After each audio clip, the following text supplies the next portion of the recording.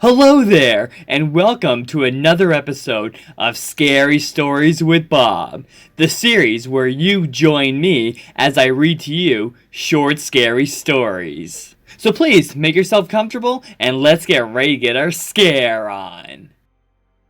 Our first short story is called The Viper. A widow lived alone on the top floor of an apartment house. One morning, her telephone rang. "Hello," she said. "This is the Viper," a man said. "I'm coming up." Somebody's fooling around, she thought, and hung up.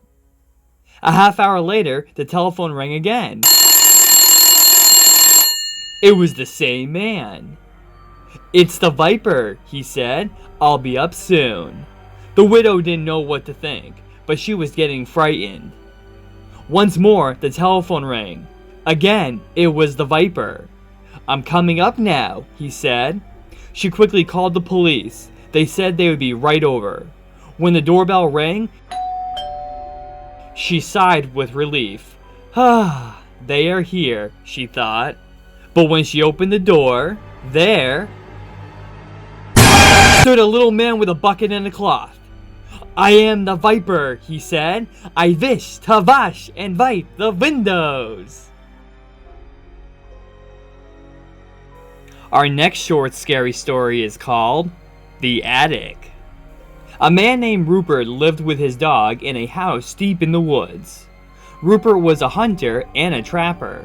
The dog was a big German shepherd named Sam. Rupert had raised Sam from a pup. Almost every morning Rupert went hunting and Sam stayed behind and guarded the house. One morning, as Rupert was checking his traps, he got the feeling that something was wrong at home. He hurried back as fast as he could, but when he got there, he found that Sam was missing. He searched the house and the woods nearby, but Sam was nowhere to be seen. He called and he called, but the dog did not answer. For days, Rupert looked for Sam, but he could not find no trace of him. Finally, he gave up and went back to his work. But one morning, he heard something moving in the attic. He picked up his gun. Then he thought, "I'd better be quiet about this." So he took off his boots, and in his bare feet, he began to climb the attic stairs. He slowly took one step, then another, then another, until at last he reached the attic door. He stood outside listening, but he didn't hear a thing. Then he opened the door, and at this point, the storyteller stops, as if he has finished. Then usually somebody will ask, "Why did Rupert scream?" The storyteller replies, "You'd scream too if you stepped on a nail in your bare feet." Our next short scary story is called Erin Kelly's Bones. Aaron Kelly was dead. They bought him a coffin and had a funeral and buried him. But that night he got out of his coffin and he came home. His family was sitting around the fire when he walked in. He sat down next to his widow and he said, "What's going on? You all act like somebody died. Who's dead?" His widow said, "You are." "I don't feel dead," he said. "I feel fine." "You don't look fine," his widow said. "You look dead. You'd better get back to the grave where you belong." "I'm not going back to the grave until I feel dead," he said. Since Aaron wouldn't go back, his wife couldn't collect his life insurance. Without that, she couldn't pay for the coffin. And the undertaker said he would take it back. Aaron didn't care. He just sat by the fire rocking in a chair and warming his hands and feet. But his joints were dry and his back was stiff, and every time he moved, he creaked and cracked. One night, the best filler in town came to court the widow. Since Aaron was dead, the filler wanted to marry her. The two of them sat on one side of the fire, and Aaron sat on the other side, creaking and cracking. "How long do we have to put up with this dead corpse?" the widow asked. "Something must be done," the filler said. "This isn't very jolly," Aaron said. "Let's dance." The fiddler got out his fiddle and began to play. Arron stretched himself, shook himself, got up, took a step or two, and began to dance. With his old bones rattling, and his yellow teeth snapping, and his bald head wagging, and his arms flip-flopping, around and around he went. With his long legs clicking and his knee bones knocking, he skipped and pranced around the room. How that dead man danced!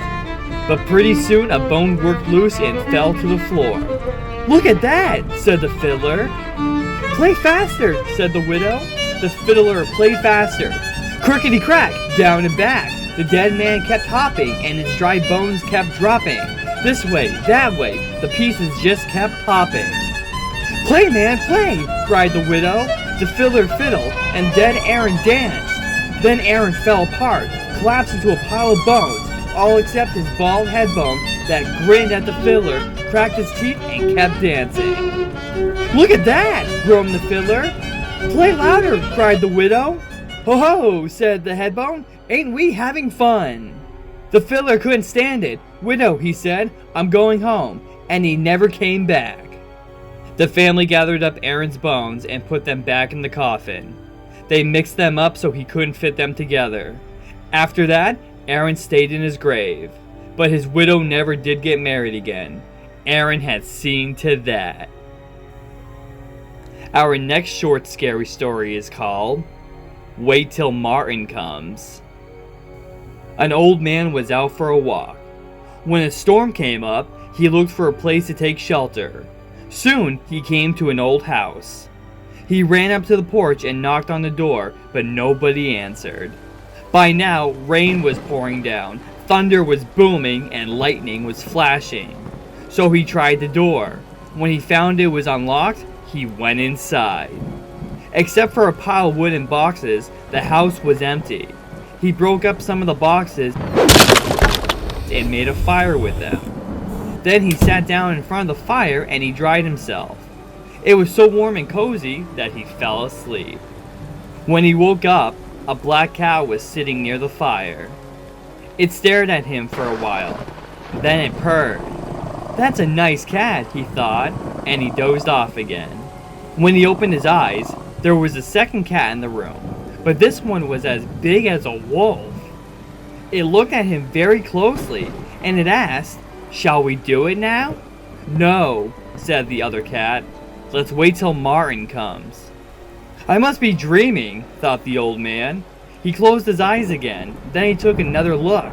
But now there was a third cat in the room, and this one was as big as a tiger.